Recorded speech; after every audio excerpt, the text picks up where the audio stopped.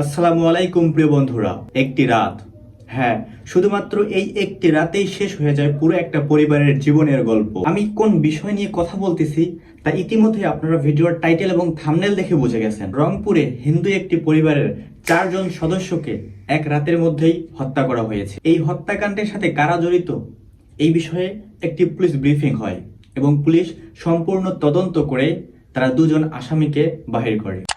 কিন্তু তারপরও এই হত্যাকাণ্ডের 2 জন আসামি সামনে আসলেও সাধারণ মানুষের মাঝে অসংখ্য প্রশ্ন বিরাজমান করতেছে এবং এই বিষয়টাকে অনেকেই রাজনৈতিক পর্যায়ে নিয়ে গিয়েছে এবং ধর্মান্তরিক পর্যায়ে নিয়ে গিয়েছে। আজকের এই ভিডিওতে আমরা সম্পূর্ণ বিষয়টা অ্যানালাইসিস করব এবং বোঝার চেষ্টা করব যে এই হত্যাকাণ্ডের মূল উদ্দেশ্য কি এবং কি কারণে এই হত্যাকাণ্ড করেছে এবং কারা এই হত্যাকাণ্ডের সাথে জড়িত। তাই আপনারা সম্পূর্ণ ভিডিওটা শেষ পর্যন্ত দেখুন, আশা করি সম্পূর্ণ বিষয়টা বুঝতে পারবেন। শুরুতে আমরা দেখব পুলিশ এই হত্যাকাণ্ড নিয়ে কি স্টেটমেন্ট দিচ্ছে, তারপর এই স্টেটমেন্টের উপর নির্ভর করে আমরা সত্যতা যাচাই করার চেষ্টা করব। রংপুর স্কুলের সাবেক শিক্ষক, জেলা স্কুলের সাবেক শিক্ষক গণপতি চক্রবর্তী স্যারের স্ত্রীর নাম প্রীতিলতা চক্রবর্তী ওরফে ভোলা, স্যারের মেয়ে প্রার্থী চক্রবর্তী এবং 12 বছর বয়সী নিষ্পাপ শিশু প্রিয়ম, এই 4 জনের একটা নির্মম হত্যাকাণ্ড। আজকে আপনাকে আমি বলতে পারি, আমার ছোট সন্তানটার বয়সী এই প্রিয়ম, আমি আবেগে আপ্লুত হয়ে যাই। গণপতি চক্রবর্তী স্যার ছিলেন একটা সম্মানিত লোক। উনার ফ্যামিলি ছিল, কারোর সাথে কোনো কলহ বিবাদ কিছু ছিল না। তো পার্শ্ববর্তী যে বাসাটা উনি এখানে বাড়ি করেছেন, পার্শ্ববর্তী বাসার উপর দিয়ে 2 জন খুনি, তাদের নাম মুগ্ধ দাস, আরেকজনের নাম সিদ্ধার্থ। মুগ্ধ দাস এবং সিদ্ধার্থ পাশের বিল্ডিং এর উপর দিয়ে ওনাদের ছাদে আসে। ছাদে এসে, এটা বৃহস্পতিবার দিবাগত শেষ রাতে, তারা 2 জন সম্পর্কে মামাতো ভাই। ছাদে এসে ওই ছাদে বসে তারা নেশা করে, ইয়াবা সেবন করে। ইয়াবা সেবন করাকালীন গণপতি স্যার, আমাদের ভিকটিম গণপতি চক্রবর্তী স্যার যখন উপরে সাউন্ড শুনে তিনি উপরে যান। খালি গায়ে ছিলেন, কাঁধে একটা গামছা ছিল। তিনি ওদেরকে উনার ছাদে বসে আড্ডা দেওয়ার ব্যাপারে জিজ্ঞাসা করলে, চ্যালেঞ্জ করলে, ওই 2 জন খুনি, তারা যেটা আমি কথা বলেছি আসামিদের সাথে, আসামিরা তাদের পরিচয় প্রকাশ না করার জন্য, সমাজে তাদের যেন পরিচয় প্রকাশ না হয়ে যায়, তাৎক্ষণিকভাবে ওই স্যারের গলায় যে গামছাটা ছিল সেই গামছা দিয়ে পেঁচিয়ে উনাকে সেখানে হত্যা করেন। পুলিশের দেওয়া প্রেস ব্রিফিং এ এই তথ্য অনুযায়ী এভাবেই একের পর এক পুরো পরিবারকেই হত্যা করা হয়। প্রথমে গণপতি চক্রবর্তী, তারপর ওনার স্ত্রী, তারপর ওনার বড় মেয়ে, তারপর ওনার ছোট ছেলে, এভাবেই পুরো 4 জনকে হত্যা করা হয়। আর এই হত্যার প্রধান কারণ ছিল শুধুমাত্র নেশা, ইয়াবা নিয়ে। তারা সাথে ইয়াবা সেবন করতেছিল খুনি 2 জন, কিন্তু গণপতি চক্রবর্তীটা দেখে ফেলায়, তাকে হত্যা করে। এভাবে একের পর এক পুরো পরিবার তাদের কাছে যায় হত্যা হওয়ার পর, এবং তারা সর্বশেষ তারা যে কাজটি করে, এটিকে ধামাচাপা দেওয়ার জন্য তাদের যে সবচেয়ে যে ছোট যে ছেলেটা তাকে হত্যা করে। পুলিশ এভাবেই প্রেস ব্রিফিং এ এই তথ্যটাই দিয়ে দেয়। এতটুকু পর্যন্ত সবকিছুই ঠিক ছিল, কিন্তু পরবর্তীতে সাধারণ মানুষ এটি মানতে নারাজ না। সাধারণ মানুষ বললে ভুল হবে, ভারতীয়রা এবং নাস্তিকরা এবং তার পাশাপাশি কিছু রাজনীতিবিদরা এটি মানতে নারাজ। অনেকেই অপপ্রচার চালিয়ে এটিকে একটি রাজনৈতিক এবং ধর্মীয় পর্যায়ে নিয়ে যাওয়ার চেষ্টা করতেছে। কিন্তু ভিডিওর শুরুতে আমি বলেছিলাম, আজকের এই হত্যার সম্পূর্ণ রহস্যটা উদ্ঘাটন করার আমরা চেষ্টা করব। সত্য মিথ্যা সবকিছু সোশ্যাল মিডিয়ার উপর রিসার্চ করে আজকের এই ভিডিওটা আমি মেক করতেছি, এবং আমরা সম্পূর্ণ রিসার্চ করে আজকে সত্যতা তুলে ধরার চেষ্টা করব। তার আগে ভারত এবং নাস্তিকরা এটিকে কিভাবে অপপ্রচার চালাচ্ছে, তার পাশাপাশি হিন্দুরা এই হত্যাকাণ্ডের দায়ভার কিন্তু মুসলিমদের উপর চাপিয়ে দিতে যাচ্ছে, এরকম অসংখ্য প্রোপাগান্ডা ছড়িয়ে পড়েছে সোশ্যাল মিডিয়ার মধ্যে। সেগুলোর আগে আপনাদেরকে একটু দেখাই, আপনারা সেগুলোর প্রতি আগে একটু দৃষ্টি আকর্ষণ করুন। বাংলাদেশের রংপুরে হাড় হিম করা হত্যাকাণ্ড, বাংলাদেশে হিন্দু শিক্ষকের পরিবারকে খুন, রংপুরে হিন্দু শিক্ষক স্ত্রী এবং তার 2 সন্তানকে নির্মমভাবে খুন করা হয়েছে। ঘটনার কয়েকদিন পর উদ্ধার 4 জনের পচা গলা দেহ। নিহত হিন্দু শিক্ষক গণপতি চক্রবর্তী। বাড়িতে ঢুকে গণপতি এবং তার পরিবারের সবাইকে হত্যা করা হয়। বাড়ির বিভিন্ন জায়গায় ছড়িয়ে ছিটিয়ে 4 জনের দেহ। একেবারে হাড় হিম করা হত্যাকাণ্ড বাংলাদেশের রংপুরে। এটি হলো ভারতীয় গদি মিডিয়ার প্রোপাগান্ডা ছড়ানোর প্রথম বহিঃপ্রকাশ। আপনারা দেখেন, যেখানে আসামিকে প্রকাশ্যে নিয়ে আসা হয়েছে, আসামি কিভাবে খুন করেছে, আসামি নিজে স্বীকারোক্তি দিয়েছে, সেখানে এরা কিভাবে নিউজটাকে রিপ্রেজেন্ট করতেছে আপনারা একটু দেখেন। খুনিকে গ্রেফতার করা হয়েছে, কিন্তু তারপরও এনারা বলেনি যে খুনি এখনো গ্রেফতার হয়েছে। তারা শুধুমাত্র প্রোপাগান্ডা ছড়াচ্ছে যে হিন্দু পরিবারকে, একদম পুরো 4টা পরিবারকে ধ্বংস করে দিয়েছে, এক রাতের মধ্যে হত্যা করা হয়েছে। কিন্তু এই হত্যাকাণ্ডটাই যদি কোনো মুসলিম করতো, বাই চান্স যদি হতো, তাহলে বিষয়টা কোথায় যাইতে পারতো একটু বুঝতে পারছেন? মানে এরা তো এখনো এইসব গদি মিডিয়া এখনো মানতে নারাজ যে এটা কিভাবে হিন্দু করলো। প্রথমে তারা যখন নিউজ শুনে যে বাংলাদেশি হিন্দুদের একটা পরিবারকে হত্যা করা হয়েছে, তখনই তারা সুযোগ পেয়ে গিয়েছে যে এবার আমরা মুসলিমদের ছাড়বো না, এবার মুসলিমদেরকে আমরা গালি দেবো, তাদেরকে জঙ্গি বলবো, মানে যত প্রোপাগান্ডা আছে সবকিছু তারা ছড়াইতে পারবে। কিন্তু পরবর্তীতে পুলিশ যখন হিন্দুকে অ্যারেস্ট করলো, যখন এই খুনের আসল আসামি হিন্দুই যখন ধরা পড়লো, কি কারণে হত্যাকাণ্ড হলো, এখন এটাকে তারা মানতে নারাজ না, এখন তারা এটাকে মানতে চায় না, যে না এটা তো হওয়ার কথা না। মুসলিম হিন্দুদেরকে যদি মুসলিমরা মারতো তাহলে তো এতক্ষণ পুরো তোলপাড় শুরু হয়ে যাইতো। কিন্তু হিন্দু যখন হিন্দুকে মারছে, এই বিষয়টা নিয়ে তারা নারাজ, এই বিষয়টা তারা মানতেই চাচ্ছে না।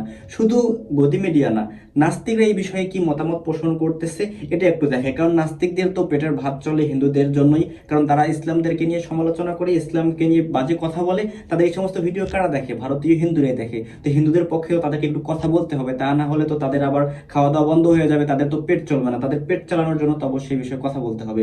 আপনারা একটু দেখেন যে নাস্তিকরা এই বিষয়ে কি বলতেছে। মধ্যে অনেকেই জানেন যে রংপুরে একটি হিন্দু পরিবারের 4 জন সদস্যকে ঘরে ঢুকে হত্যা করেছে দুর্বৃত্তরা, এবং নিহতদের পরিচয় হলো তাদের একজনের নাম গণপতি চক্রবর্তী, তার স্ত্রী প্রীতিলতা চক্রবর্তী, তার ছেলে আয়ুষ চক্রবর্তী এবং মেয়ে আগামী চক্রবর্তী। তো দর্শক, এটি গত 22শে আগস্ট অর্থাৎ শনিবার রাতে তাদের মৃতদেহ উদ্ধার করে পুলিশ। তো এর ভিতরে 12 ঘন্টা যেতে না যেতেই কোনো এক অলৌকিক বলে বাংলাদেশ পুলিশ এই রহস্য পুরোটা উদ্ঘাটন করে ফেলেছে। শুধুমাত্র 12 ঘন্টার মধ্যে রংপুর মেট্রোপলিটন পুলিশ কিভাবে খুনিদের তদন্ত করে বের করতে পেরেছেন, এই বিষয় নিয়ে আমাদের নাস্তিক ভাইয়ের সমস্যা। আমাদের নাস্তিক ভাইয়ের কথা হলো যে 12 ঘন্টার মধ্যে একটা কেস কিভাবে তারা তদন্ত করলো, কিভাবে 12 ঘন্টার মধ্যে তারা খুনিদেরকে বের করলো।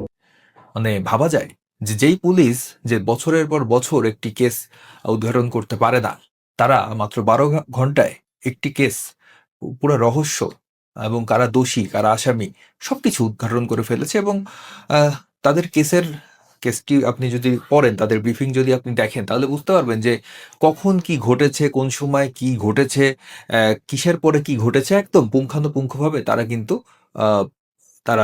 তাদের বক্তব্যে কিন্তু সবকিছুই তারা পরিষ্কার করে দিয়েছে। এত তাড়াতাড়ি পুলিশ কিভাবে এই কেসের আসল খুনিদেরকে বের করলো, কিভাবে রহস্য উদ্ঘাটন করলো, এই নিয়ে আমাদের ভাইদের আর কি অনেক বড় সমস্যা হচ্ছে। অ্যাকচুয়ালি বিষয়টা হচ্ছে এখানেই যে তারা যদি খুনি সত্যিকার অর্থে নাও হয়, এই বিষয়ে আরো যদি কোনো কিছু থাকে, তাহলে সেই বিষয়ে তদন্ত করে যারা আসল খুনি বা এই কেসের সাথে যারা যারা সম্পৃক্ত রয়েছে তাদেরকে আইনের আওতায় নিয়ে আসতে হবে। এটা আমাদের বাংলাদেশের প্রত্যেক নাগরিকই চায়। সঠিকভাবে এই কেসটা ইনভেস্টিগেট করে যারা দোষী তাদেরকে আইনের আওতায় নিয়ে আসতে হবে, ঠিক আছে? তো বিষয়টা হলো এখানে যে পুলিশ কিভাবে সম্পূর্ণ ডিটেলসে বললো। পুলিশ তো নিজে বলতেছে, যেটা আমরা নিজে বলতেছি না। তারা দুজনকে ধরেছে, সে দুজনের কথা অনুযায়ী সেই দুজন তাদেরকে পুলিশকে যে ইনফরমেশন করছে যে তারা কিভাবে এই সমস্ত কাজগুলো ঘটিয়েছে, সেই অনুযায়ী পুলিশ প্রেস ব্রিফিংয়ে এসে বলেছে। তো দর্শক, বিশ্বের বড় বড় পুলিশ বাহিনী যারা রয়েছে, তারপরে গুপ্তচর বাহিনী, গোয়েন্দা বাহিনী যারা রয়েছে, তারা একটি ঘটনাকে দীর্ঘদিন ধরে তদন্ত করে তারপরে তাদের রহস্য উদ্ঘাটন করে, তাদের প্রতিবেদন জমা দেয়, ব্রিফিং করে। কিন্তু বাংলাদেশের ক্ষেত্রে দেখা যাচ্ছে যে একটি ঘটনা ঘটার 12 ঘন্টা যেতে না যেতেই তারা তার সম্পূর্ণ রহস্য কিন্তু তারা বলে দিচ্ছে। এখানে দেখেন নাস্তিক ভাইয়ের কারসাজিটা আপনারা একটু দেখেন। আমি এই জন্য বরাবরই বলে আসছি এবং আমি আগেও বলেছি যে নাস্তিকদের উদ্দেশ্য হইতেছে মুসলিম ও হিন্দুদের মধ্যে দাঙ্গা তৈরি করে দেওয়া। এটাই হইতেছে তাদের প্রথম উদ্দেশ্য। অ্যাকচুয়াল অর্থে এই খুনটা কোনো প্ল্যান করে করা হয়নি।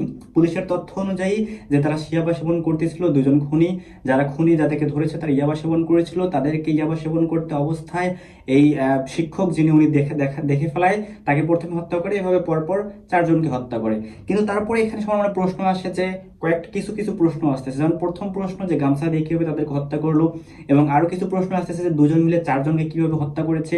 এই সমস্ত অসংখ্য প্রশ্ন কিন্তু বর্তমানে বিদ্যমান রয়েছে। তো আমরা এটাই চাই যে তারা যদি খুনি না হয় এবং এই কেসে আরো যদি কোনো কিছু থাকে সেই বিষয়ে আরো পুলিশকে সবাই তদন্ত করার জন্য বলতেছে। ইভেন সাংবাদিক থেকে শুরু করে পুলিশ সবাই আবার কিন্তু এই কেসে কিন্তু ইনভেস্টিগেট করতেছে, এবং সবাই কিন্তু এই কেসে কিন্তু আসল তথ্য কিন্তু সবাই জানতে চাচ্ছে। কিন্তু আমাদের এই যে নাস্তিক ভাই, তারা এটা মানতে নারাজ, মানে তারা এটা মানতেই যাচ্ছে না যে কিভাবে এটা হতে পারে। তারা শুধু চাচ্ছে যে মুসলিমদের উপর এটা দোষ চাপিয়ে দিতে। পুলিশের দেওয়া ভাষ্য অনুযায়ী এটি কোনো পরিকল্পিত হত্যা মামলা নয়, যার কারণে আসামিকে তারা খুব সহজে ধরতে পারছে। কারণ যদি পরিকল্পিত হত্যা মামলা হতো তাহলে যারা হত্যা করেছে তারা হত্যা করে কিন্তু পালিয়ে যেত, তার হত্যা করে কিন্তু সেখানে থাকতো না। তো এই বিষয় নিয়ে কিন্তু পুলিশ সম্পূর্ণ প্রেস ব্রিফিংয়ে যা কিছু বলার সবকিছু কিন্তু পুলিশ এখানে বলে দিয়েছে। তারপরও এই কেস নিয়ে তাদের আশেপাশের মানুষের কি মন্তব্য, এবং যারা দুজন খুনি রয়েছে মুগ্ধ ও সিদ্ধার্থ, তাদের পরিবারের লোকজন কি বলতেছে, এই বিষয়ে আপনারা একটু আগে দেখেন। জানি না, আমার শক্তি নেই আর কর, আমার বুক ফাটি যাইতেছে।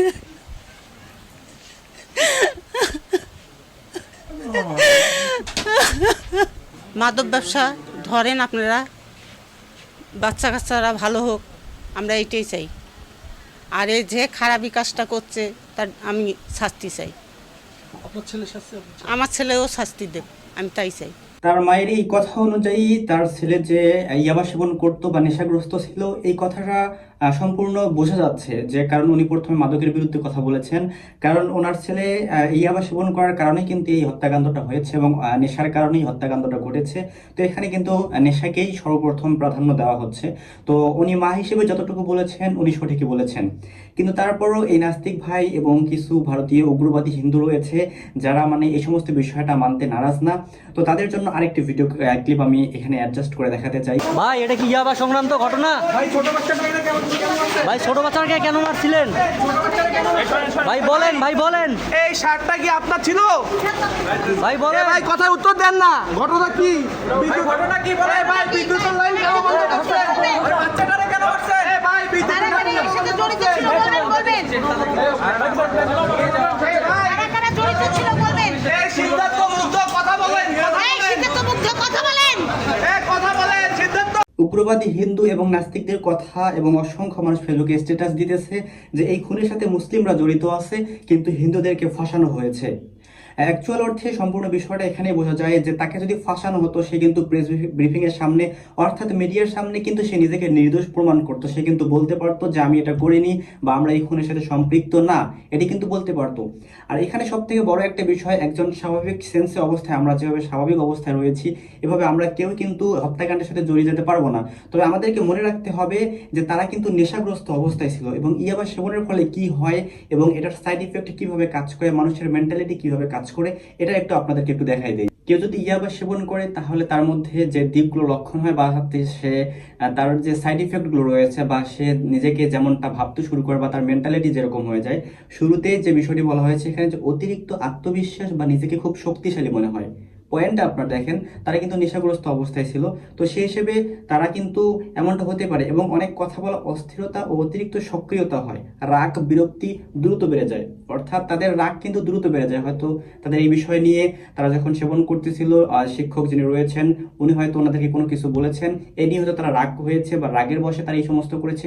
কারণ আমাদেরকে বুঝতে হবে যারা খুনি ছিল তারা কিন্তু স্বাভাবিক সেন্সে ছিল না, তারা রাগের অবস্থায় ছিল, তারা নেশাগ্রস্ত অবস্থায় ছিল, এবং নেশাগ্রস্ত অবস্থায় যে কেউ কিন্তু যে কোনো কাজ ঘটায় দিতে পারে, এটা কিন্তু অসম্ভব কোনো কিছু নয়। এবং এবার সাইড ইফেক্ট গুলো এগুলো কিন্তু বিজ্ঞান থেকে প্রমাণিত, কারণ নাস্তিকরা তো বিজ্ঞান ছাড়া কথাই বলে না, তাদের বিজ্ঞান প্রয়োজন, তো বিজ্ঞান দিয়ে দিলাম।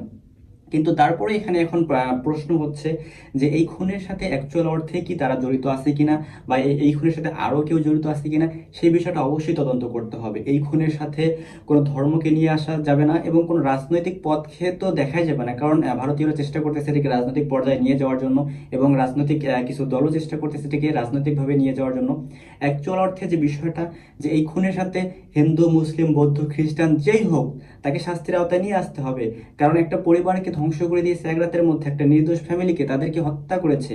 তো এই বিষয়ে এখানে হিন্দু, মুসলিম, বৌদ্ধ, খ্রিস্টান আদালত তো এটি দেখবে না। এই খুনের সাথে যে সম্পৃক্ত তাকে আইনের আওতায় আনতে হবে। পুরো বাংলার মানুষ এটি চায়, পুরো বাংলাদেশের নাগরিক, পুরো বাংলাদেশের জনগণ এটিকে চায়। এবং আমরাও চাই যে এই কেসটি আরো ভালোভাবে তদন্ত করা হোক, যারা সঠিক আসামি তাদেরকে আইনের আওতায় নিয়ে তাদেরকে কঠোরতম শাস্তির আওতায় নিয়ে আসা হোক।